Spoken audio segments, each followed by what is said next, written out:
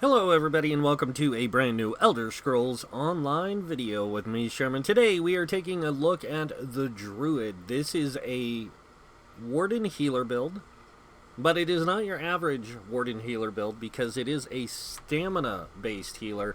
This one is made with a Wood Elf. Wood Elf is actually the best for this because it does get the highest recovery and a decent amount of stamina. A lot of people might think the Red Guard might be better, but actually the Wood Elf or the Khajiit are the better ones for this build because of how they play and how they work with their racial passives. So as you guys can see, 12k Magicka with an 18k stamina, 35k health, or sorry, 35k stamina, 18k health.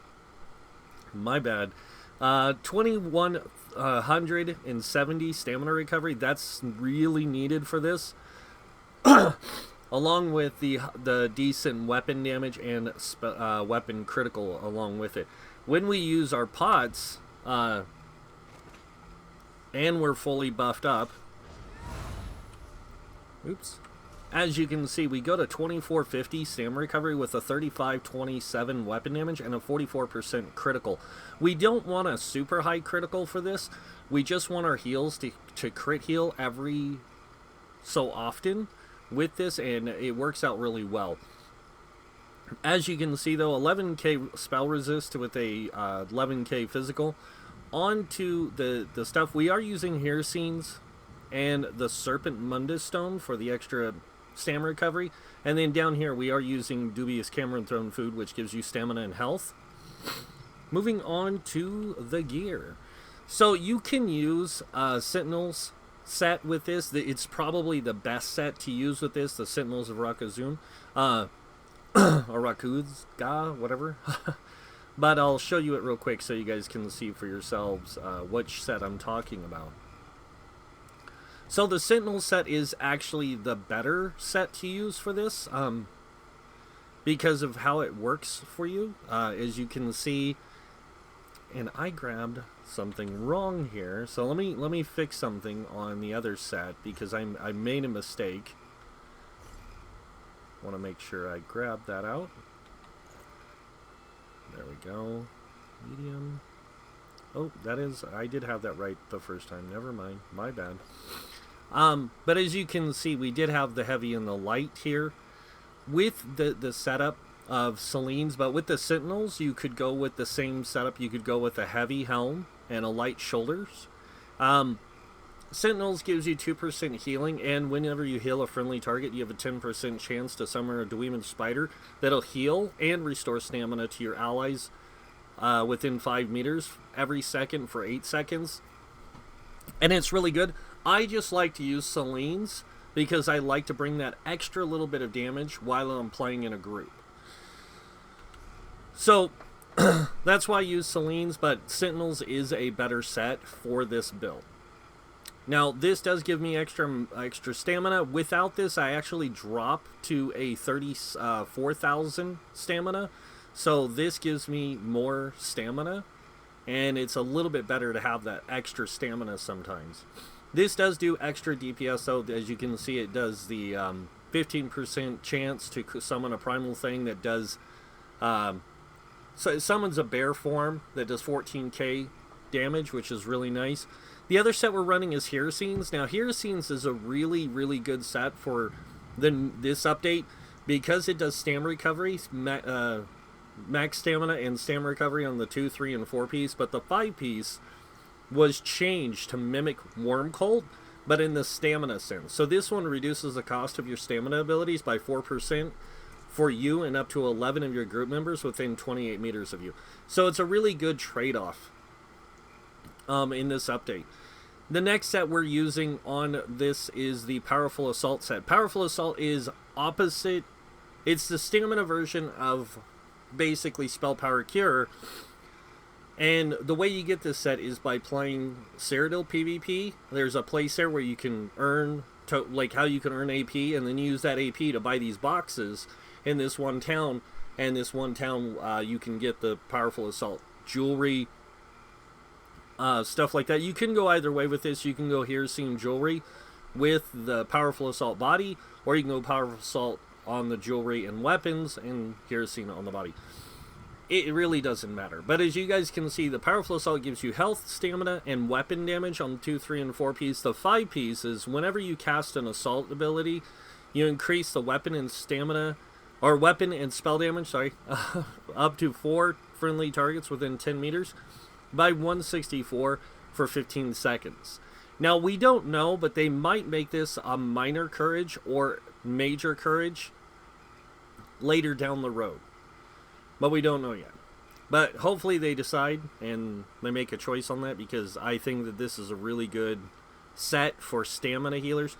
We are using all weapon damage on the jewelry, and then on the 5-piece hair scenes, or the rest of our gear, we're using 3 infused on the bigger pieces, the head, chest, and legs, with tri-stats, and then on the smaller pieces we're using divines with max stamina.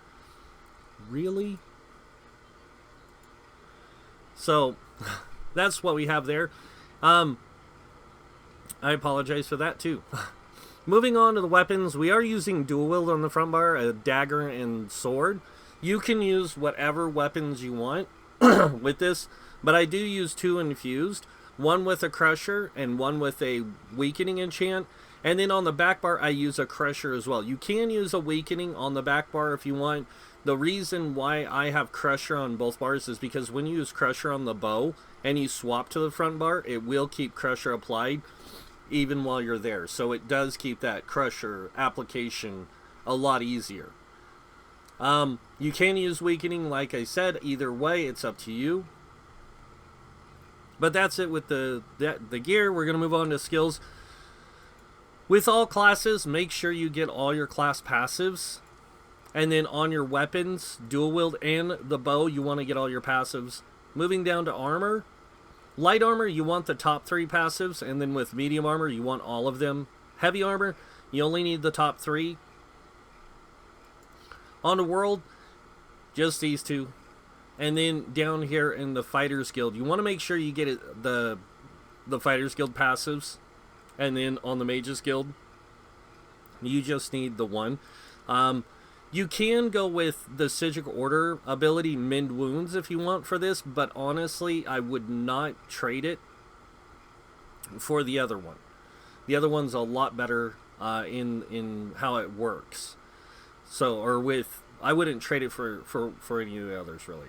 Undaunted, you want the 2 Undaunted things, and then Wood Elf, all the passives, and then of course going down into Alchemy, you want to make sure you get medicinal use, and then in Provisioning, the Gourmand and Connoisseur. These are just going to help you prolong your food length and your potion recast. I do want to go over this real quick. With the potions, you're going to want to use, it's called a Stamina Essence Pot, and it gives you stamina, stamina recovery, major brutality, major savagery, which increases weapon damage and gives you weapon critical, and so you can keep those heals going out really well with that, and you get your stamina coming back in with the potions. Alright, so going over the skills on the first bar, we do have Blood Craze here. This is just a dot that heals you. It's kind of a nice sustain for you because you are standing up front fighting, with your allies, your stamina build. You're not really standing back too much. You can use a bow on the front bar, but I find dual wield works better because you get a lot more weapon damage out of it. Next ability we have is Deadly Cloak. This is just here for the AoE and the shield thing that it gives you, the shield from shrapnel, which reduces incoming damage from area of effect attacks by 25%, so you can stay up front longer. The next ability we have on our bar is Ring of Preservation. This is a really good ability for your stamina DPS because it gives them 20% roll dodge reduction. It also gives them minor protection, reducing their incoming damage by 8%, and minor endurance, increasing their stamina or your stamina recovery by 10%. It also affects your allies' stamina recovery, so it gives them a lot of different things. So that gives them the roll dodge reduction, the minor protection, and the stamina recovery.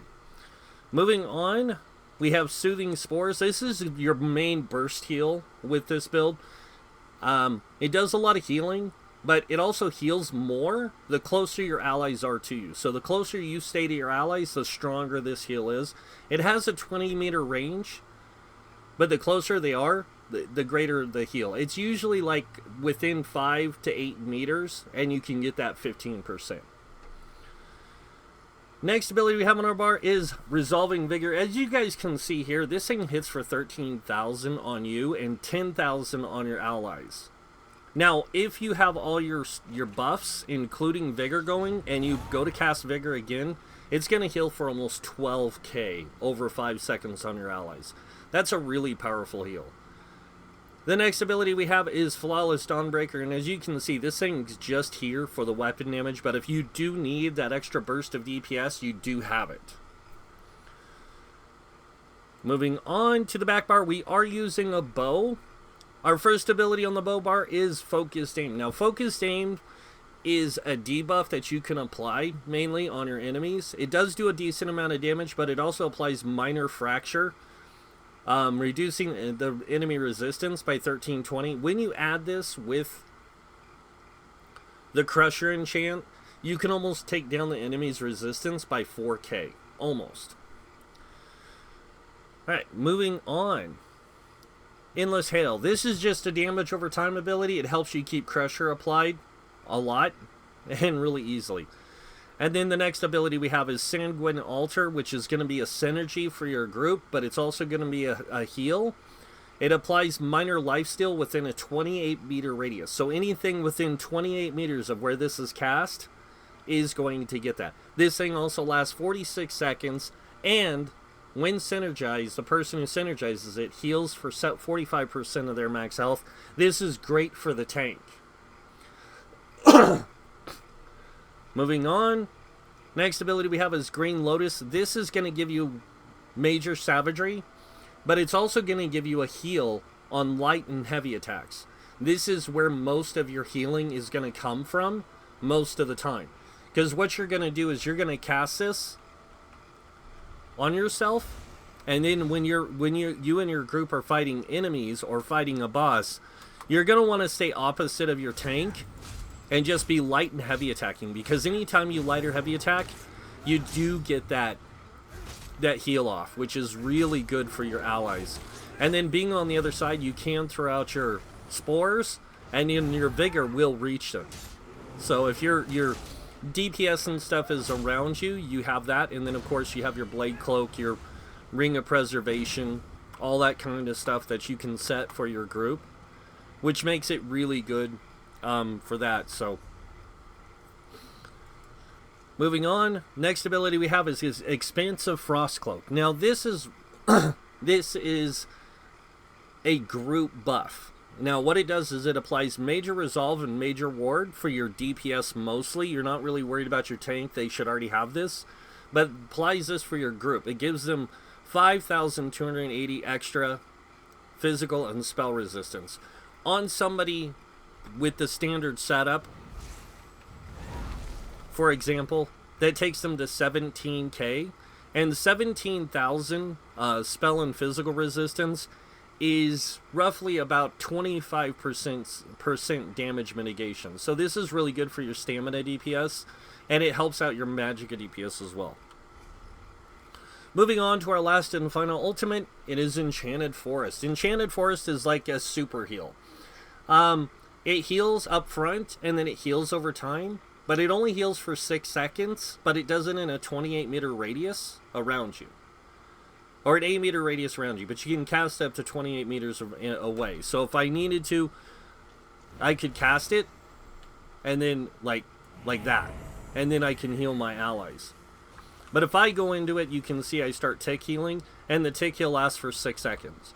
It's a really good heal, and it costs really, really cheap. It's 90 ultimate, and you can have this up pretty much non-stop. Anytime that an ally is healed under 50% health, you also gain 20 ultimate on top of it. So now that you guys have seen the skills, let's move on to the CP.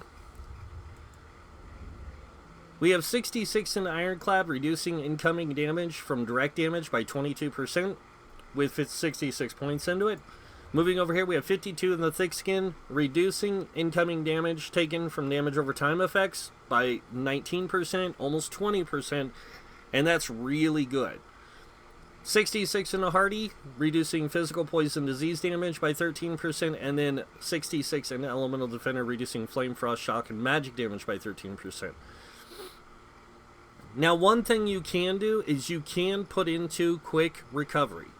So that way you can get filled physician, and if you can put a total of 30 points into this side, you can also get infusion, which when you resurrect another player, their magic recovery is increased. Really good for magic at DPS, but this is the one that works out really well for your allies, because whenever you're resurrecting them, you get 15% damage reduction.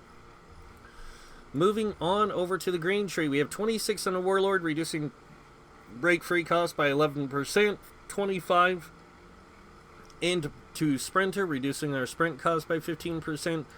We have 76 in the Mooncalf, increasing their stamina recovery by 14%, 76 in the Tenacity, reducing our stamina recovery from fully charged, or increasing our stamina recovery from fully charged heavy attacks by 14%. Moving on over here, we have 1 into Befoul because I had no place to put that 1 point that was going to be beneficial. We do have 23 into Tumbling, reducing our dodge roll cost by 10%, and then 23 into Shadow Ward, reducing our block cost by 10%. Moving on to the blue tree, the only thing you really need in the blue tree is Blessed. You need 14% out of it, so you need to put 76 points into here, and you do need the 76. 75 does not give you 14%. It states it does, but it's actually 13.9999999 whatever percent. It's just a lot of nines. So it calculates it as 14% when in reality it's not. I didn't know that. So you want to put 76 to give you that 14.7. Moving on to the middle tree, we have 18 in the Master at Arms, increasing our damage done with direct damage attacks by 23%, or by 8%, sorry. Wow, way off.